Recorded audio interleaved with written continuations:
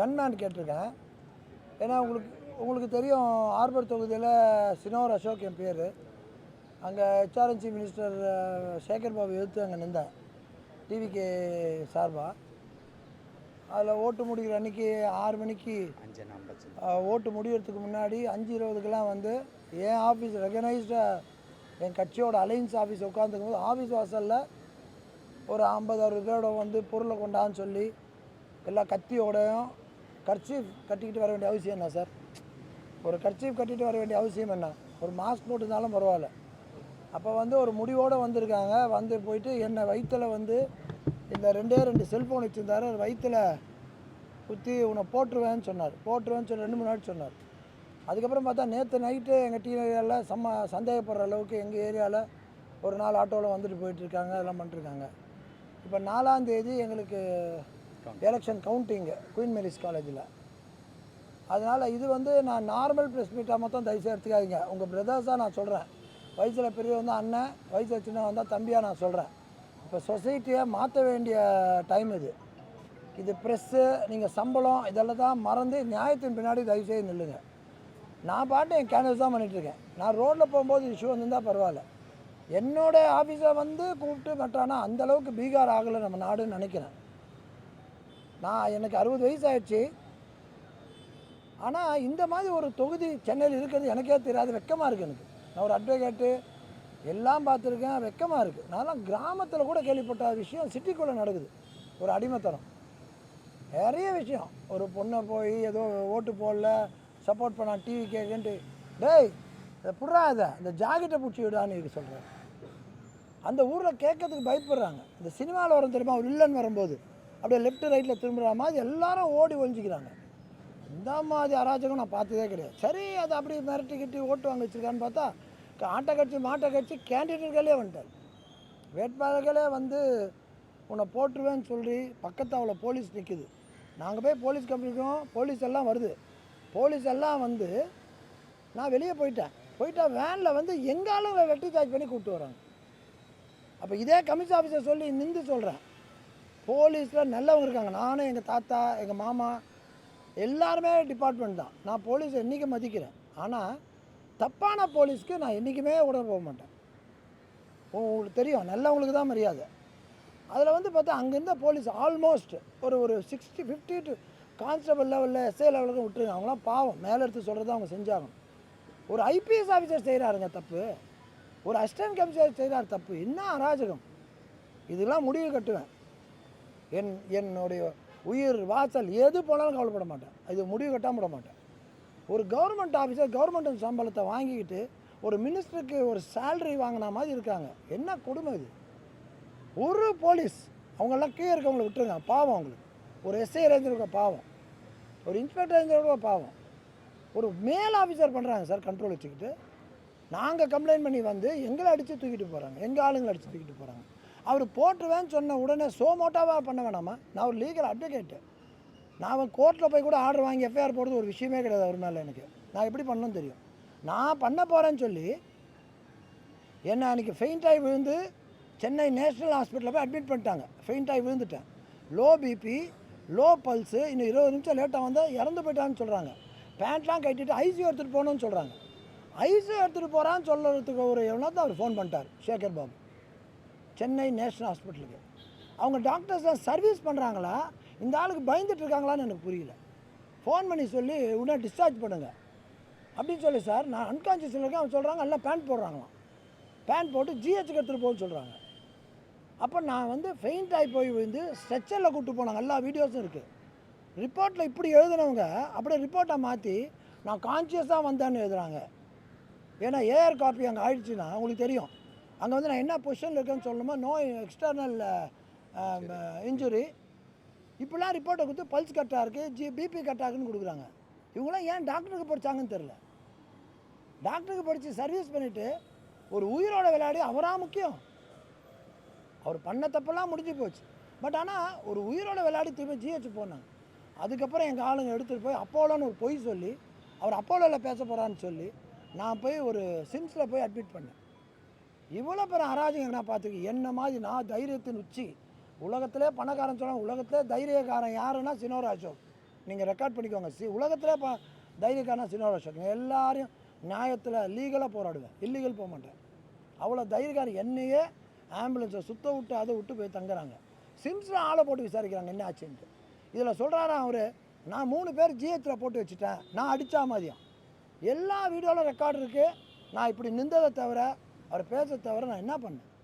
நான் அடித்தேன். அவங்கள கத்தி வச்சுக்கிட்டு நான் அடிக்க முடியுமா? முதல்ல நான் அடித்தேன்னு சொல்லி 3 பேர் அட்மிட் பண்ணியிருக்காங்களாம். நான் எஃப்ஐஆர் கொடுத்தா அவர் எஃப்ஐஆர் 3 கம்ப்ளைண்ட் கொடுப்பாராம். நான் ஒரு அட்வொகேட்டு.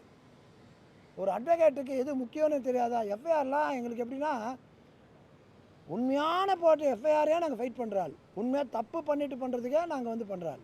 பொய்யான கம்ப்ளைண்ட் கொடுத்து போகிற எஃப்ஐஆரை நாங்கள் குழந்தைகளை விளாட்ற மாதிரி விளாடுவோம். அது அவருக்கு தெரியாது. இவர் எல்லாரையும் கோழைகளை பார்த்துருப்பார். என்ன மாதிரி வீரன் அவருன்னு சந்திக்கல. அவர் 4ஆம் தேதி எலெக்ஷன் ரிசல்ட்டுக்கு அப்புறம் அவர் சந்திப்பார். என்ன சார் நீ பண்ண தப்புக்கு 3 பேரை வச்சு மேலே கம்ப்ளைண்ட் கொடுத்தா நான் பயந்துருவேனா? நீ 3 இல்லை 300 பண்ணு, எஃப்ஐஆர் பண்ணால் கவலைப்பட மாட்டேன். ஏன்னா நான் தப்பு பண்ணல, நான் கடவுளை நம்புவேன். நீ கடவுள் ஒரு திருடம் போய் நான் செயின் ஸ்நாச் பண்ண போகிறேன், கடவுளே என்னை காப்பாற்று, 100 தேங்காய் உடைக்கிற 101 தேங்காய் உடைக்கிறேன், காப்பாற்றிடுவானா? தப்புக்கு காப்பாற்றுவானா கடவுள்? நீ தப்புக்கவே உன்னை இவ்வளோ தூரம் எம்எல்ஏ ஆக்கி 10 வருஷம் அழகு பார்த்துருக்கானா? நான் தப்பு பண்ணால் என்னை அழகு பார்க்க போகிறான் கடவுள். இனிமேல் அன்றைக்கி இருக்கு உனக்கு ஆரம்பிச்சிச்சு. எங்கள் துறைமுகம் தொகுதிக்கு ஒரு நரகாசுரன் வந்து அழிஞ்சு போய் 4ஆம் தேதி அன்றைக்கி தான் தீபாவளி. எங்கள் துறைமுக தொகுதியில் அடிமத்தனத்தின் உச்சி சார். ஒரு 5க்கு 5 ரூம் உள்ள வீட்டுள்ள பூந்து போய் ஒருத்தர் கத்தியை வாங்கி கெட்ட வார்த்தை சொல்லி வெட்டி டிவி கேட்க போறியான்னு போய் அந்த பையன் வரவே இல்லை சார். இன்றைக்கி வந்து சொல்கிறான் ஒரு லேடியை ஓட விடுறோம். என்ன சார் இது? இது போலீஸ் எதுக்கு சார்? போலீஸு எதுக்கு சார்? கமிஷன் ஆஃபீஸு என்ன சார் ஜனநாயகம்? நீ என்ன சம்பாதித்துக்காக போலீஸ் உட்காந்துட்டு இருக்கீங்களா? நான் பேசுறது தப்பான போலீஸுக்கு சொல்கிறேன். ஐ சல்யூட் தி போலீஸ், ஆல்வேஸ் நான் ரெஸ்பெக்ட் தி போலீஸ். இப்போ இந்த அடிஷனல் கமிஷனர் பார்த்துறோன்னு நம்பி தான் இப்போ கொடுத்துட்டு வந்திருக்கேன். அவர் மேலே நியாயம் கிடைக்கும்னு நம்பி கொடுத்துட்டு வந்திருக்கேன். கம்ப்ளைண்ட் அவர் மேலே எஃப்ஐஆர் போடுறது கிடையாது. என்னுடைய உயிர் பாதுகாப்புக்கு சொல்கிறீங்கல்ல சார். ஒரு புலி ஒரு சிங்கம் அழிஞ்சு போகக்கூடாதுன்னு சொல்லி அந்த புலி சிங்கத்தை ஊர்லேருந்து எடுத்துகிட்டு வந்து வளர்த்து அந்த இது அழிஞ்சிடக்கூடாது அப்படின்னு ஜீன் அழிஞ்சிடக்கூடாதுன்னு பண்ணுற மாதிரி நான்லாம் வந்து என்னை பற்றியா நான் சொல்லக்கூடாது. நான் ஒரு வித்தியாசமான மனிதர், கரப்டட் இல்லாத மனிதர். எனக்கு வந்து உயிர் பாதுகாப்பு கேட்டு நான் பெய்டு இது தான் கேட்குறேன். அது கொடுத்து அப்படி சார் இதனால சண்டைன்றது சார். அவர் திருப்பிறதே அவர் பழக்கம் சார். அதாவது நான் உள்ளே உட்காந்துட்ருக்கேன்.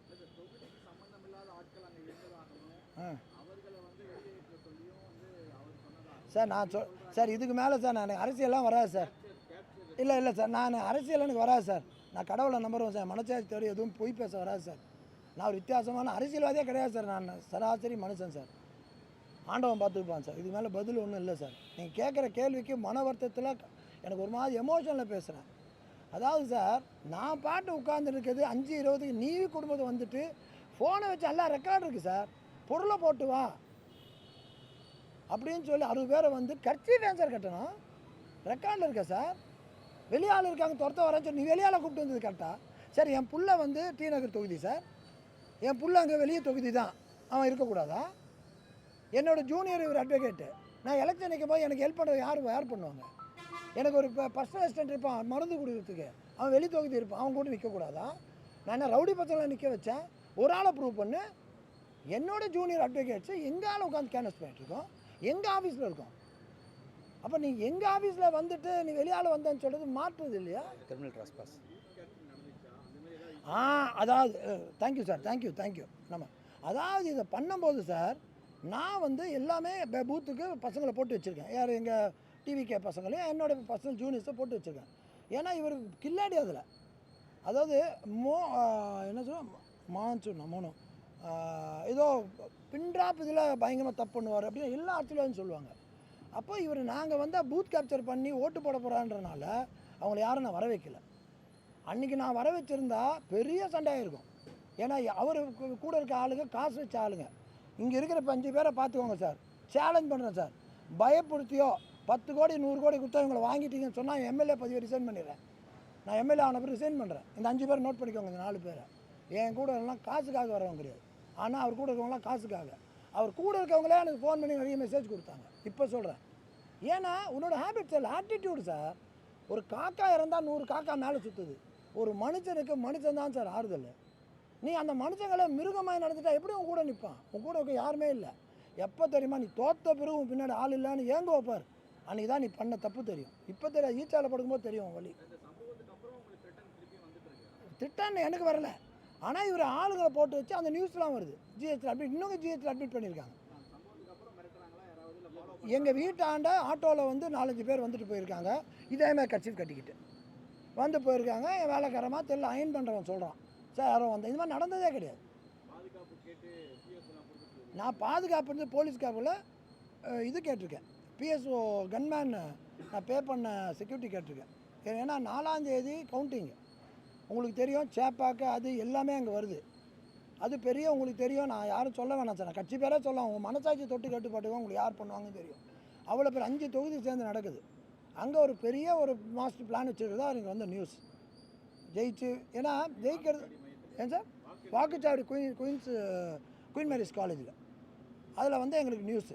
அதில் வந்து என்னென்னா சார் ஃபுல் லீடிங்கில் வந்துட்டோன்னா யாரும் ஒன்றும் பண்ண முடியாது சார். நேராக 300 ஓட்டு 400-500 வருதுன்னு வச்சுக்கோங்களேன். ஃபார் எக்ஸாம்பிள் நான் வந்து கடவுள் கிடையாது, நான் லீடிங்கில் ஜெயிப்பேன். அவங்கள மாதிரி பொய் சொல்ல விரும்பலை.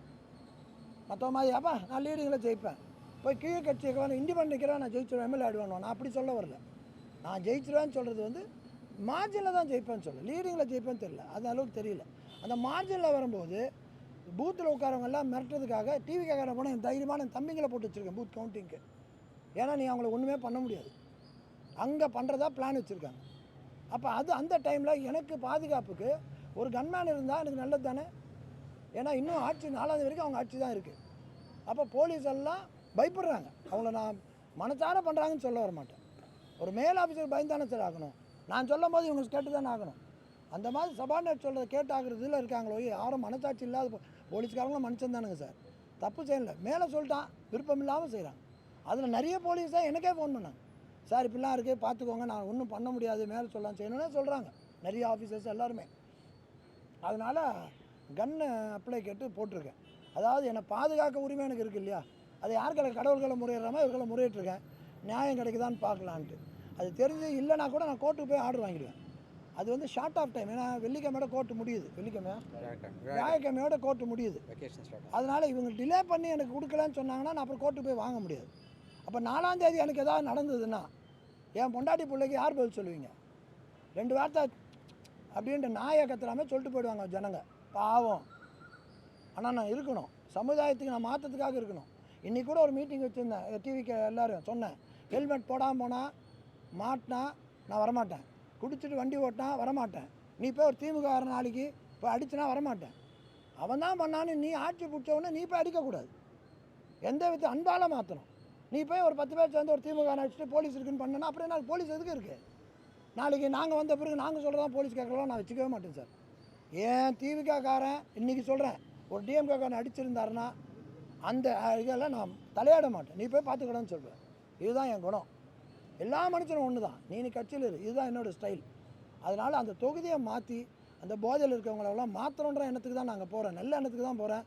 அதற்காக எனக்கு கடவுள் கூட இருப்பாரு நம்புகிறேன். இந்த பிஎஸ்ஓ கேட்டிருக்கேன், கடவுள் மேலே இருக்க நம்பிக்கை, எனக்கு போலீஸ் மேலே நம்பிக்கை இல்லை, கடவுள் மேலே நம்பிக்கை. அவங்க மைண்டை மாற்றி எனக்கு கொடுத்துருவாருன்னு நினைக்கிறேன். அப்படி கொடுக்கலனாலும் உடனே இன்றைக்கே கொடுத்துட்டாங்கன்னா நல்லா, இல்லைன்னு சொல்கிறேன் நான் நாளைக்கு கோர்ட்டில் போட்டு வாங்கிடுவேன். 2ல் 1 இல்லைன்னா இன்றைக்கே கொடுத்துருங்க. இழுத்தடிச்சு இந்த பர்மிஷன் டிவிக்கே கொடுத்தா மாதிரி பண்ணாதீங்க. அதுதான் போலீஸ் கேட்டுக்கொண்டது. கமிஷனரை நம்புகிறேன், அடிஷனல் கமிஷனர் நம்புகிறேன், வேறு யாரும் நான் நம்பலை.